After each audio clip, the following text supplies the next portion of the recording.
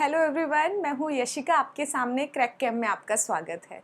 देखिए, आज हम एक एनर्जी के साथ, नई एनर्जी के साथ, एक पॉजिटिविटी के साथ 12th क्लास की केमिस्ट्री को पढ़ने जा रहे हैं। ठीक है, बहुत इजी है केमिस्ट्री। सबसे पहले तो डरने की किसी को कोई ज़रूरत नहीं है। कुछ बच्चे बोल रहे हैं कि मैम 11th के अंदर हमने नहीं पढ़ा, कोविड के उसमें क्लासेस नहीं लग पाई, तो 12th की केमिस्ट्री कैसे समझ में आ जाएगी। तो बच्चा देखो, 11th की केमिस्ट्री से 12th की केमिस्ट्री बहुत इजी है। दूसरी बात क्या, सबसे मोस्ट इम्पॉर्टेंट बात ये है कि अगर आपको 11th की केमिस्ट्री ना भी आती है तो भी घबराने की ज़रूरत नहीं है। जो बेसिक चीज़ें आपको रिक्वायरमेंट है 11th से 12th की केमिस्ट्री पढ़ने के लिए, वो सब चीज़ें साथ की साथ आपकी कवर अप हो जाएंगी। ठीक है, बस ध्यान देने वाली बात क्या है कि आपको साथ की साथ एक अच्छे से पढ़ाई करनी है। आप सुनोगे अच्छे से, बिना देखे कॉपी के अंदर लिखोगे और उसको साथ के साथ रिवाइज करोगे, डेफिनेटली केमिस्ट्री आपको मतलब फुल बाय फुल मार्क्स भी आपको दिला देगी।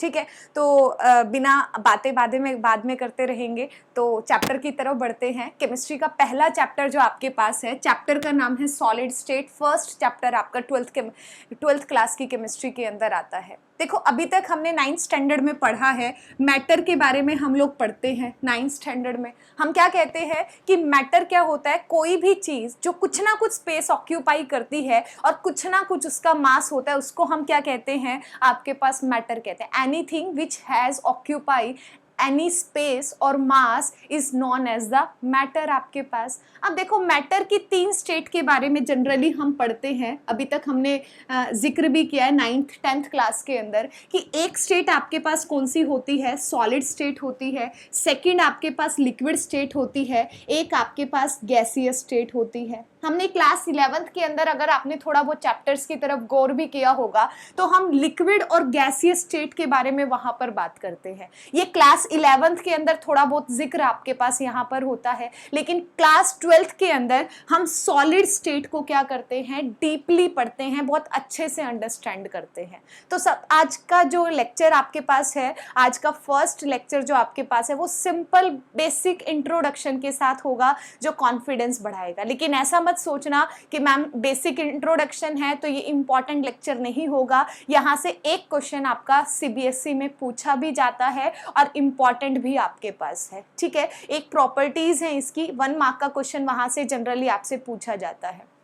अब देखो, अगर मैं सॉलिड स्टेट की बात करती हूँ, सॉलिड स्टेट के अंदर खास बात क्या होती है, सॉलिड स्टेट के अंदर हम क्या कहते हैं, आपके पास जो कॉन्स्टिट्यूएंट पार्टिकल्स होते हैं वो क्या होते हैं, एक दूसरे के पास पास आपके पास प्रेजेंट होते हैं। मतलब सॉलिड स्टेट क्या कहती है, जहां पर कॉन्स्टिट्यूएंट पार्टिकल्स आपस में पास पास होते हैं, क्लोजली पैक्ड आपके पास होते हैं, उसे हम क्या कहते हैं, सॉलिड स्टेट बोलते हैं। ऐसी स्टेट जहां पर कॉन्स्टिट्यूएंट पार्टिकल्स के बीच में फोर्स ऑफ अट्रैक्शन ज्यादा होता है, कॉन्स्टिट्यूएंट पार्टिकल्स हैं वो क्लोजली पैक्ड होते हैं, एक दूसरे के पास पास में आपके पास होते हैं, उसको हम क्या कहते हैं, सॉलिड स्टेट कहते हैं। जहां पर आपके पास कॉन्स्टिट्यूएंट पार्टिकल्स थोड़े दूर दूर आपके पास प्रेजेंट होते हैं, उसे हम क्या कहते हैं, लिक्विड स्टेट बोलते हैं। और जहां पर कॉन्स्टिट्यूएंट पार्टिकल्स और भी ज्यादा उनके बीच में डिस्टेंस बढ़ती चली जाती है, फोर्स ऑफ अट्रैक्शन ना के बराबर आपके पास होता है, उसे हम क्या कहते हैं, गैसियस स्टेट में इंट्रोड्यूस करते हैं। तो बेसिक सी बात थी, हम सबसे पहले सॉलिड स्टेट के बारे में बात करना चाह रहे हैं। देखना, ध्यान से सुनना, ये कुछ वर्ड्स हैं जो मैं बार बार बोलूंगी। आपके पास कोई भी पार्टिकल है, मान लिया मेरे पास क्या है, NaCl का कोई भी क्रिस्टल आपके पास है। NaCl का मतलब क्या है कि आपके पास सोडियम होगा और आपके पास क्या होगा, क्लोराइड होगा। मतलब एक कैटायन आपके पास है, एक एनायन आपके पास है। तो इस क्रिस्टल के अंदर क्या होता है, एक कैटायन होगा, एक एनायन आपके पास, एक कैटायन, एक एनायन, एक आपके पास एनायन, एक कैटायन, एक एनायन आपके पास, और एक आपके पास कैटायन। इसका मतलब क्या है कि यहां पर इन कैटायन एनायन को मैं क्या कह रही हूं, इन्हीं को मैं कॉन्स्टिट्यूएंट पार्टिकल्स बोल रही हूं कि जिससे ये बने हुए हैं। इसके जो कॉन्स्टिट्यूएंट पार्टिकल्स है, इनके बीच में फोर्स ऑफ अट्रैक्शन ज्यादा होता है, दोनों एक दूसरे के पास में होते हैं। और सबसे इंपॉर्टेंट वर्ड जो आप बार बार पढ़ोगे सॉलिड स्टेट के अंदर, वो आपके पास क्या है, क्लोजली पैक्ड आपके पास। ठीक है, जो सॉलिड स्टेट है वहां पर कॉन्स्टिट्यूएंट पार्टिकल्स हैं वो कैसे होते हैं, क्लोजली पैक्ड आपके पास होते हैं। तो ये एक सिंपल बात थी कि सॉलिड स्टेट में होता क्या है आपके पास। अब देखो सॉलिड स्टेट में अगर मैं आगे की तरफ बढ़ती हूँ, आपके पास इन्हीं कॉन्स्टिट्यूएंट पार्टिकल्स की अरेंजमेंट की बात करती हूँ। देखो आपके पास क्या है कि कॉन्स्टिट्यूएंट पार्टिकल है, मान लिया आपके पास कैल्शियम कार्बोनेट है। कैल्शियम कार्बोनेट क्या है, आपके पास कहीं पर भी पूरा कोई भी आपके पास स्टोन है वो भी किसका बना है, कैल्शियम कार्बोनेट का बना हुआ है। ठीक है, वो आपके पास वहां पर पार्टिकल्स क्या है, बिल्कुल पास पास आपके पास प्रेजेंट होते हैं। दूसरा आपके पास कैल्शियम कार्बोनेट क्या है, आपके पास जो चौक स्कूल के अंदर आप चौक्स देखते हो, चौक्स भी है किसका बना हुआ होता है, कैल्शियम कार्बोनेट का बना हुआ होता है। इसका मतलब क्या है कि पार्टिकल्स तो सेम है, लेकिन अगर मैं दोनों की प्रॉपर्टी की बात करती हूं, अगर मैं चौक की बात करती हूं, जो कैल्शियम कार्बोनेट का ही बना हुआ होता है वो क्या होता है, बहुत ही सॉफ्ट होता है। उसको आप थोड़ा सा तोड़ना चाहो फटाफट से आपके पास टूट जाएगा, उसका चूरा बनाना चाहो, उसको पाउडर फॉर्म में लाना चाहो तो फटाफट से पाउडर फॉर्म में हो जाएगा। लेकिन अगर मैं यही आपके पास स्टोन टाइप में बात करती हूं आपके पास, वहां पर उसको ब्रेक करना क्या हो जाता है, बहुत ही मुश्किल हो जाता है। तो ये सब क्या है कि आपके पास कोई भी चीज है वो बन ही एक ही कॉन्स्टिट्यूएंट पार्टिकल से है, लेकिन उनके अंदर इतना डिफरेंस क्यों है, उनकी प्रॉपर्टी में इतना डिफरेंस आपके पास क्यों है, उन सब का रीजन क्या है, हम आगे बात करेंगे। अब देखो, अब मैं क्या कह रही हूं, कॉन्स्टिट्यूएंट पार्टिकल्स की बात करी, ऑब्वियस सी बात है इसमें भी कैल्शियम कार्बोनेट है, उसमें भी आपके पास कैल्शियम कार्बोनेट था, तो दोनों की प्रॉपर्टी में डिफरेंस क्यों था, क्योंकि उनकी अरेंजमेंट में डिफरेंस है। अगर मेरे पास अरेंजमेंट में कैल्शियम कार्बोनेट जितने पास पास आपके पास होंगे, जितनी रेगुलर पैटर्न के अंदर आपके पास होंगे, जितने ज्यादा फोर्स ऑफ अट्रैक्शन के साथ एक दूसरे से जुड़े हुए होंगे, इसका मतलब उसको ब्रेक करना उतना ही मुश्किल हो जाएगा। और अगर उनके बीच में आपके पास गैप हो जाएगा तो इसका मतलब क्या है कि उसको ब्रेक करना इजी हो जाएगा आपके पास। वो इतने फोर्स ऑफ अट्रैक्शन के साथ बाउंड अप नहीं है एक दूसरे से जितने आपके पास दूसरे वाले हैं। तो बेसिकली जो सॉलिड स्टेट आपके पास होती है, उनके कॉन्स्टिट्यूएंट पार्टिकल्स की अरेंजमेंट के बेसिस पर हम सॉलिड स्टेट को हम सॉलिड्स को दो कैटेगरी के अंदर डिवाइड करते हैं। एक आपके पास होता है क्रिस्टलाइन सॉलिड और सेकंड आपके पास होता है अमरफस सॉलिड। ध्यान से सुनना आप, ठीक है, आपको आज ही याद हो जाएगा जो हमने पढ़ा है। अभी तक मैंने कुछ नहीं पढ़ाया, सिर्फ और सिर्फ इंट्रोडक्शन, थोड़ी बहुत आइडिया आपको दिया है जो आपने 9th-10th में पढ़ा है। मैटर के बारे में बताया कि जिसका कुछ ना कुछ मास होता है, कुछ ना कुछ स्पेस ऑक्यूपाई करती है। जैसे मेरे पास ये आपके पास मार्कर हो गया, इस इन्वायरमेंट के अंदर कुछ ना कुछ स्पेस ऑक्यूपाई किया है, कुछ ना कुछ मास इसका है, तो क्या हो गया, मैटर हो गया। और अगर मैं स्टेट्स ऑफ मैटर की बात करती हूँ तो हम 3 के बारे में बात करते हैं, सॉलिड, लिक्विड और गैसियस।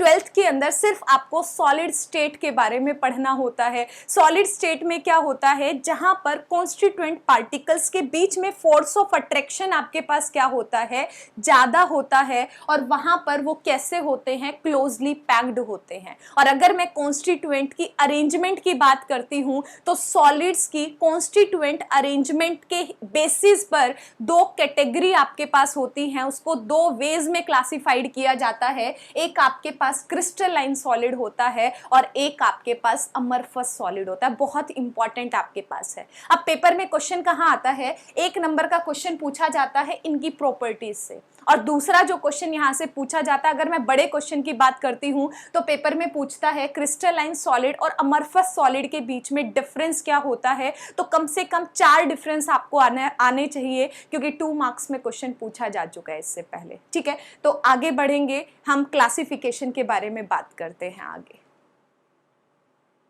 इसके डिफरेंस के बारे में बात करते हैं।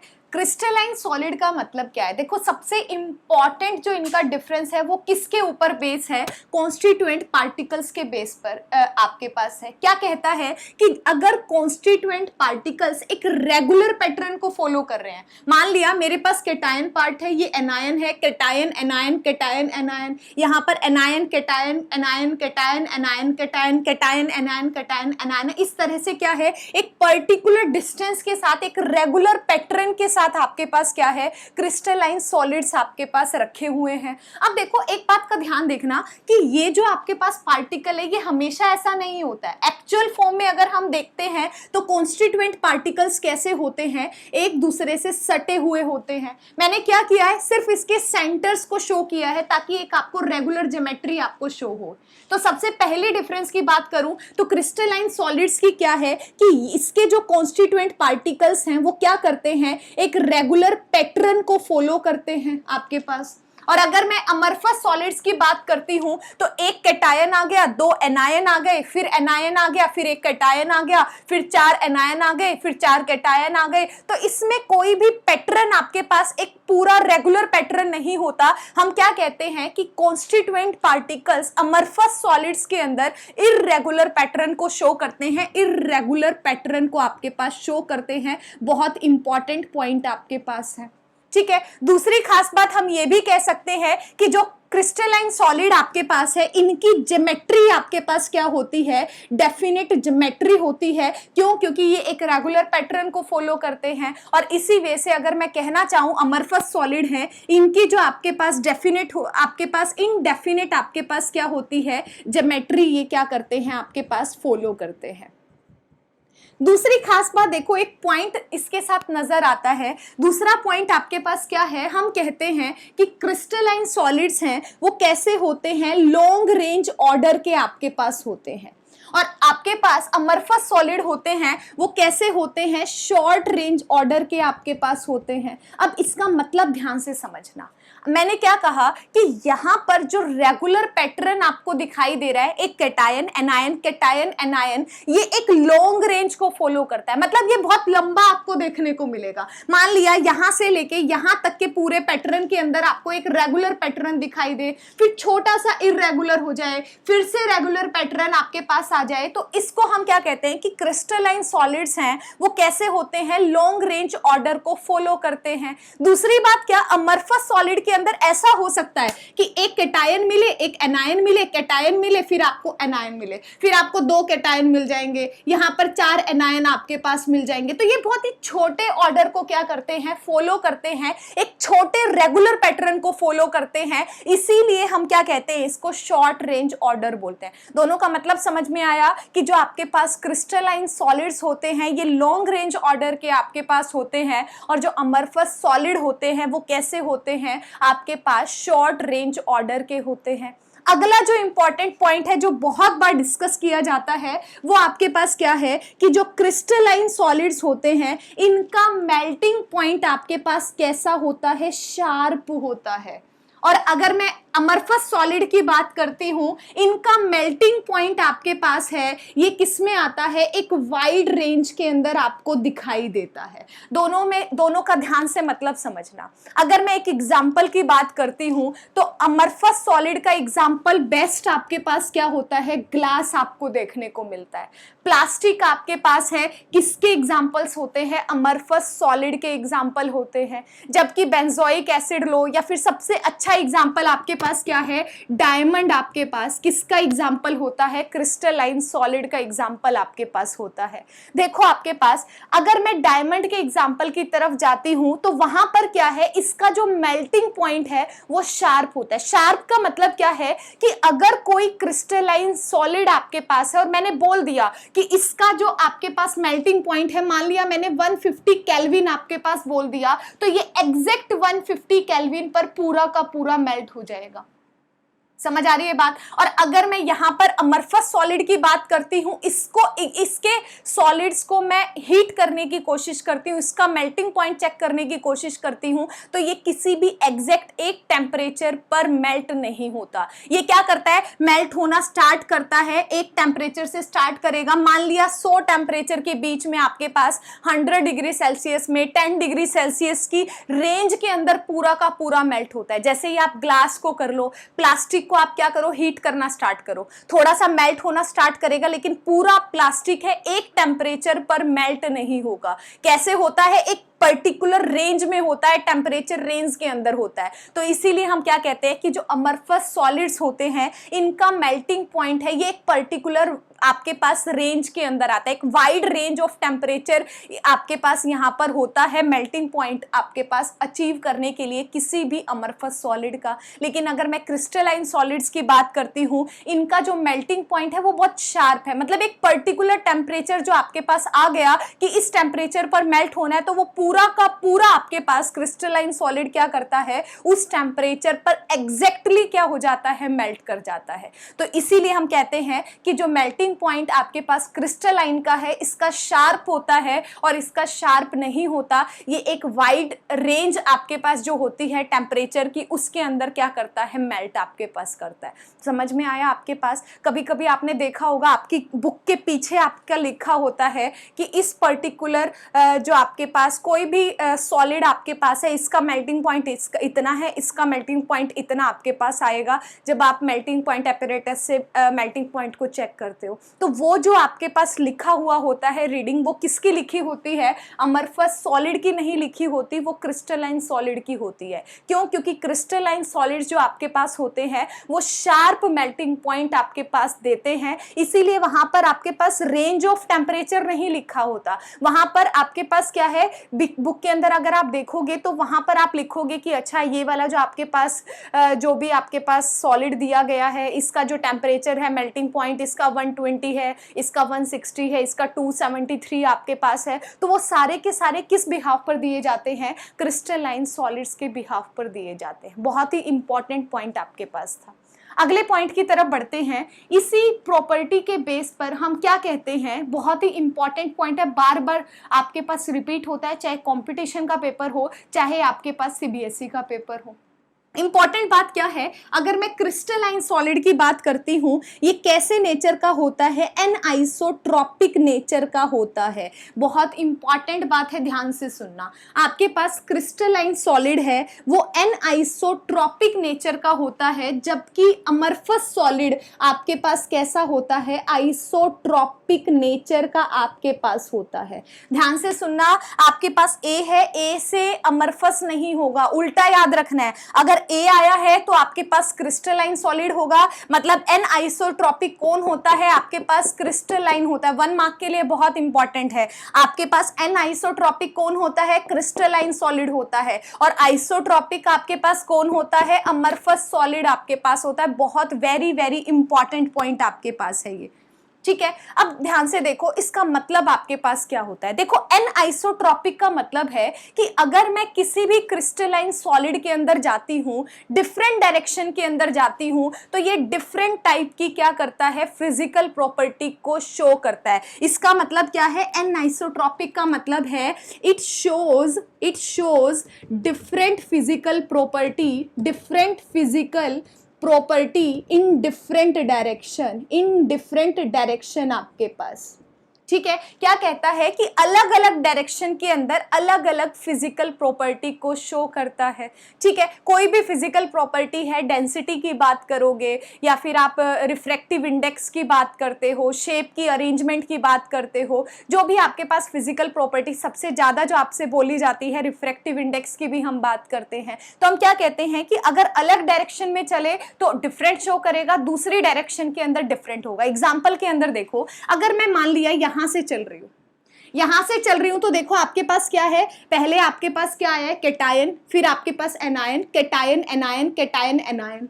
इसी तरह से अगर मैं इस डायरेक्शन के अंदर चलती हूं, सारे के सारे क्या है, कैटायन कैटायन कैटायन। यहां देखो आपके पास यहां पर क्या है, कैटायन कैटायन कैटायन। यहां वाले में देखो यहां पर क्या है, एनायन एनायन एनायन। इस वाले में देखो आपके पास क्या है, पहले एनायन, फिर कैटायन, फिर एनायन, फिर कैटायन। तो डिफरेंट डायरेक्शन में जाने पर फिजिकल प्रॉपर्टी भी क्या हो जाती हैं, डिफरेंट हो जाती है। क्यों? क्योंकि डिफरेंट डायरेक्शन के अंदर कॉन्स्टिट्यूएंट पार्टिकल्स की अरेंजमेंट क्या हो रही है, आपके पास चेंज हो रही है। अगर कॉन्स्टिट्यूएंट पार्टिकल्स की अरेंजमेंट ही चेंज हो जाएगी तो फिजिकल प्रॉपर्टी तो डेफिनेटली चेंज हो जाएगी। जैसे मैंने आपको एग्जांपल दिया था कैल्शियम कार्बोनेट का, वहां पर क्या था, एक आपके पास चूरा होता है, एक इतना हार्ड आपके पास होता है। चूरा क्यों है, क्योंकि फिजिकल प्रॉपर्टीज आपके पास क्या है, कॉन्स्टिट्यूएंट पार्टिकल्स की अरेंजमेंट अलग है, ऐसे ही हम क्या कह रहे हैं, इसके बेसिस पर कह रहे हैं कि यहाँ कैटायन एनायन है, यहाँ कैटायन है, यहाँ एनायन आपके पास है, आपके पास। इसका मतलब क्या है कि डिफरेंट डायरेक्शन के अंदर कॉन्स्टिट्यूएंट पार्टिकल्स की अरेंजमेंट डिफरेंट है, इसीलिए उनकी फिजिकल प्रॉपर्टीज है वो भी आपके पास क्या हो जाती है, डिफरेंट आपके पास हो जाती है। क्लियर है। अब देखो अमरफस सॉलिड्स की बात करती हूं, यहां पर क्या है, हम कहते हैं आइसोट्रॉपिक आपके पास नेचर के होते हैं। आइसोट्रॉपिक का मतलब क्या है कि डिफरेंट डायरेक्शन के अंदर जा रहे हैं और क्या करते हैं, सेम फिजिकल प्रॉपर्टीज को शो करते हैं, अपोजिट हैं, सेम फिजिकल प्रॉपर्टीज को शो करेंगे इन डिफरेंट डायरेक्शन आपके पास। इसका मतलब आप यहां जाओ, यहां जाओ, यहां जाओ, कहीं पर भी जाओ, फिजिकल प्रॉपर्टीज आपको सेम देखने को मिलती है। सेम देखने का मतलब क्या होता है, क्योंकि यहां पर आपके पास कैसे हैं, शॉर्ट रेंज ऑर्डर होते हैं, यहां पर इररेगुलर पैटर्न को फॉलो करते हैं, इनडेफिनिट ज्योमेट्री आपके पास होती है, इसी वजह से क्या होते हैं, इनकी फिजिकल प्रॉपर्टी हर डायरेक्शन के अंदर अलग अलग होती है। एक एग्जांपल ऐसे समझ सकते हो आप लोग। मान लिया मैंने क्या किया, बच्चों को इकट्ठा कर दिया, कंबाइन कर दिया। मैंने कहा कि आपके पास 100 बच्चे फिजिक्स के हैं, 100 बच्चे केमिस्ट्री के हैं, 100 बच्चे मैथ्स के, तीनों को मैंने एक जगह पर कंबाइन कर दिया। अब वो अलग अलग अरेंज में आपस में कंबाइन करके, मान लिया 2 फिजिक्स वाले खड़े हैं, 2 मैथ्स वाले खड़े हैं, 1 केमिस्ट्री वाला, यहां पर 4 केमिस्ट्री वाले खड़े हैं, 2 फिजिक्स वाले आपके पास खड़े हैं। अगर मैं एक साथ देखूंगी तो हर डायरेक्शन के अंदर कुछ आपको फिजिक्स वाले स्टूडेंट्स मिलेंगे, कुछ आपको केमिस्ट्री वाले मिलेंगे, कुछ आपको मैथ्स वाले मिलेंगे। ऐसे ही इस वाली डायरेक्शन में देखूंगी, कुछ फिजिक्स के मिलेंगे, कुछ केमिस्ट्री के मिलेंगे, कुछ आपको मैथ्स के मिलेंगे। ऐसा नहीं है कि यहाँ वाले फिजिक्स के हैं, यहाँ केमिस्ट्री वाले हैं, यहाँ आपके पास मैथ्स वाले बैठे हैं। इररेगुलर पैटर्न है, सारे मिक्स करके बैठे हैं। तो इस वजह से मैं क्या कह देती हूँ कि जिस भी डायरेक्शन के अंदर आपको देखोगे तो आपको मिक्स अरेंजमेंट देखने को मिलेगी, ऑलमोस्ट सेम चीजें आपको देखने को मिलेंगी। तो इसीलिए हम क्या कह देते हैं कि इनकी ऑलमोस्ट फिजिकल प्रॉपर्टीज जो होती हैं वो कैसी होती हैं, सेम होती है जब आप डिफरेंट अरेंजमेंट्स के अंदर बात करते हो। कुछ कॉमन एग्जांपल बहुत इंपॉर्टेंट है, जैसे ग्लास और प्लास्टिक बहुत इंपॉर्टेंट है, जिससे आप अंडरस्टैंड कर सकते हो इन प्रॉपर्टीज के डिफरेंस को, आपको रटने की जरूरत नहीं है। ठीक है, इस चीज को ध्यान में रखना। इसका डायमंड एग्जांपल आप बहुत अच्छे से कर सकते हो, बेंजोइक एसिड वगैरह बहुत सारे एग्जांपल्स हैं, वो सारे के सारे क्या है, क्रिस्टलाइन सॉलिड्स के आपके पास है। एक दो डिफरेंस और इंपॉर्टेंट आपके पास है, उसके बारे में बात करते हैं अभी। है कि सॉलिड को लिक्विड में अगर आपको चेंज करना है तो आपको क्या करना पड़ेगा, एनर्जी देनी पड़ेगी, और जो एनर्जी रिक्वायर्ड होती है उसी एनर्जी को हम क्या कहते हैं, हीट ऑफ फ्यूजन हम उसको बोलते हैं। अब देखो मेन बात क्या है कि सॉलिड कैसा है, अगर मेरे पास क्रिस्टलाइन सॉलिड है, क्रिस्टलाइन सॉलिड का मतलब है जो कॉन्स्टिट्यूएंट पार्टिकल्स हैं वो एक रिजिड वे में आपस में अटैच हैं, एक रेगुलर ज्योमेट्री के साथ आपस में अटैच हैं। तो अगर मैं यहाँ से कॉन्स्टिट्यूएंट पार्टिकल्स को ब्रेक करना चाहती हूं, इसको बीच से तोड़ना चाहती हूं, इनके बॉन्ड को तोड़ना चाहती हूं, तो यहां पर एनर्जी आपको ज्यादा देनी पड़ेगी। अगर आपको एनर्जी देनी पड़ेगी एक फिक्स्ड टेम्परेचर के ऊपर, हमें पता है कि इसका मेल्टिंग पॉइंट कैसा होता है, शार्प होता है। अगर शार्प मेल्टिंग पॉइंट है तो इसका मतलब क्या होगा कि जो आपको एनर्जी की रिक्वायर्ड होगी वो भी एक पर्टिकुलर आपके पास एनर्जी की रिक्वायर्ड होगी कि इतनी पर्टिकुलर एनर्जी दे दी, सारे के सारे टूट जाएंगे, किसके अंदर कन्वर्ट हो जाएंगे, आपके पास लिक्विड में चेंज हो जाएंगे।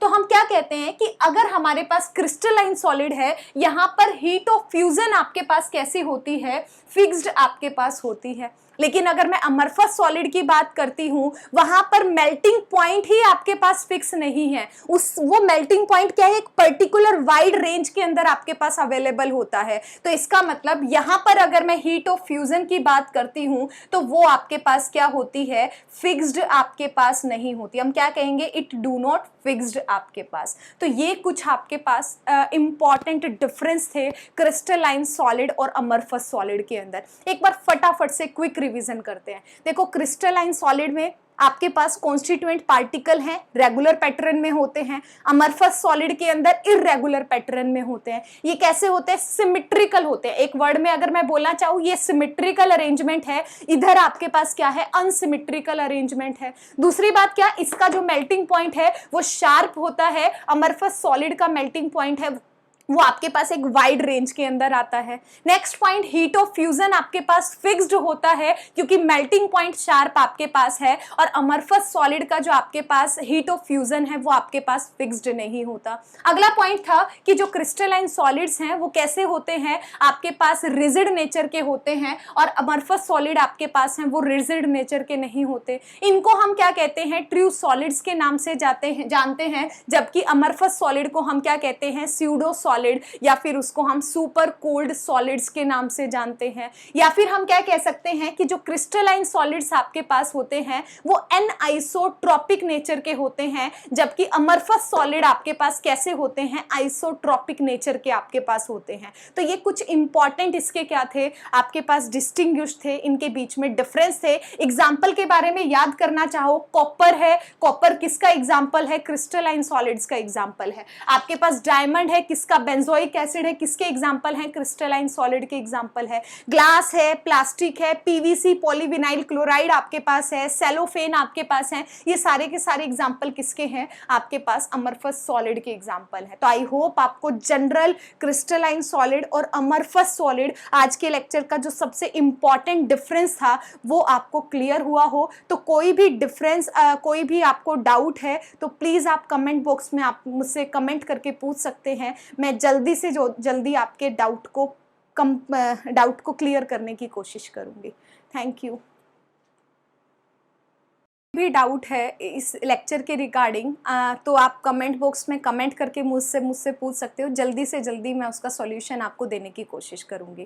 Thank you very much. अगला लेक्चर इसी चैनल पर आपका अपलोड होगा कल, ठीक है? तो बने रहिएगा, जुड़े रहिएगा, अपना ध्यान रखिएगा। Thank you.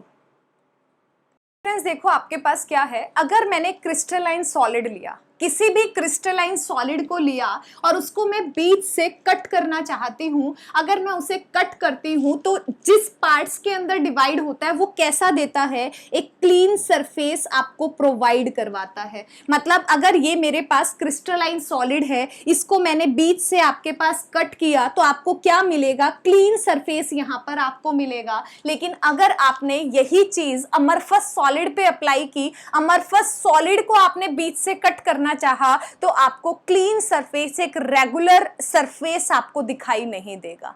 अगला जो इंपॉर्टेंट पॉइंट है, जो इसके नाम से भी रिलेटेड आपके पास है, कि जो क्रिस्टलाइन सॉलिड्स होते हैं इनको हम क्या कहते हैं, ट्रू सॉलिड्स बोलते हैं। बहुत इंपॉर्टेंट है, जो क्रिस्टलाइन सॉलिड्स आपके पास होते हैं इनको हम क्या कहते हैं, ट्रू सॉलिड कहते हैं, क्योंकि रेगुलर ज्योमेट्री आपके पास फॉर्म करते हैं। ठीक है, बहुत ही रिजिड आपके पास होते हैं। क्यों आपके पास कैसे होते हैं, ट्रू सॉलिड्स होते हैं, और कैसे होते हैं, रिजिड ये आपके पास होते हैं। क्यों, एक रेगुलर पैटर्न आपके पास है, आपके पास इस वजह से क्या होंगे, रिजिड आपके पास होंगे। दूसरी बात क्या, कि अगर मैं अमरफस सॉलिड्स की बात करती हूं तो इनको हम क्या कहते हैं, स्यूडो सॉलिड्स के नाम से भी जानते हैं, या फिर इसको हम क्या कहते हैं, सुपर कोल्ड लिक्विड भी बोलते हैं। इसका ये आपको अभी याद हो जाएगा, एक एग्जांपल से आपको मैं एक्सप्लेन करती हूँ। देखो अमरफस सॉलिड है, इसको हम स्यूडो सॉलिड भी कहते हैं या फिर सुपर कोल्ड लिक्विड भी बोलते हैं। जैसे एक एग्जांपल अगर मैंने आपको बात की कि प्लास्टिक या ग्लास है, वो बेस्ट एग्जांपल है अमरफस सॉलिड को समझने के लिए। अब देखो अगर मैंने ग्लास का एग्जांपल लिया, आपने देखा होगा अगर कहीं पर आप लंबे टाइम तक रहते हो और आपके पास ग्लास कहीं पर खिड़की के अंदर आपका लगा हुआ है, तो अगर आपने 4-5 साल के बाद, 10 साल के बाद ऑब्जर्व किया तो वो ग्लास की जो शेप एक रेगुलर पैटर्न से होती है, टाइम के साथ क्या होता है कि जो ग्लास की थिकनेस नीचे की तरफ है वो आपकी बढ़ती चली जाती है, और ऊपर से जो इसकी थिकनेस है वो क्या हो जाएगी, आपके पास कम हो जाएगी, ऊपर नैरो हो जाएगी और नीचे की तरफ वाइड आपके पास सरफेस हो जाएगा। अब ऐसा क्यों होता है, क्योंकि जो ग्लास है वो किसका एग्जाम्पल है, अमरफस सॉलिड्स का एग्जाम्पल है, जिनको हम क्या कहते हैं, सुपर कूल्ड लिक्विड बोलते हैं। सुपर कूल लिक्विड आपके पास है, इसीलिए क्या होता है, टाइम के साथ साथ आपके पास क्या होता है, मेल्ट करना स्टार्ट कर देता है, और नीचे की तरफ आपके पास थिकनेस क्या हो जाएगी, इकट्ठी होकर नीचे की तरफ वाइड थिकनेस आपके पास ग्लास की दिखाई देगी, ऊपर की तरफ कैसी दिखाई देगी, आपको नैरो दिखाई देगी। बात समझ आई? दूसरा नाम है अमरफस सॉलिड को हम किस नाम से जानते हैं? स्यूडो सॉलिड के नाम से भी जानते हैं और इसको हम सुपर कोल्ड सॉलिड के नाम से भी जानते हैं। दूसरा मेरे पास क्या था? क्रिस्टलाइन सॉलिड है, इसको हम क्या कहते हैं? ट्रू सॉलिड्स आपके पास कहते हैं। अगला एग्जांपल एक और वे में अगर आप बढ़ाना चाहते हो एक पॉइंट और, आप ये कह सकते हो कि यहाँ पर रेगुलर अरेंजमेंट है तो हमारे क्रिस्टलाइन सॉलिड्स कैसे होते हैं? रिजिड होते हैं, जबकि हमारे पास जो आपके पास अमरफस सॉलिड हैं ये आपके पास रिजिड नहीं होते। एक चीज और हम पढ़ते हैं, हीट ऑफ फ्यूजन की भी हम बात करते हैं, हीट ऑफ फ्यूजन की बात करते हैं। देखो हीट ऑफ फ्यूजन का मतलब क्या होता है? हीट ऑफ फ्यूजन का मतलब है कि मेरे पास कोई भी सॉलिड है, मैं उसकी स्टेट को चेंज करना चाहती हूँ। मतलब क्या है कि मैं इस सॉलिड को सॉलिड से लिक्विड के अंदर चेंज करना चाहती हूँ, तो इसको लिक्विड में चेंज करने के लिए जितनी मुझे एनर्जी देनी पड़ती है, जितनी एनर्जी रिक्वायर्ड होती है, वो उसकी क्या होती है? हीट ऑफ फ्यूजन होती है।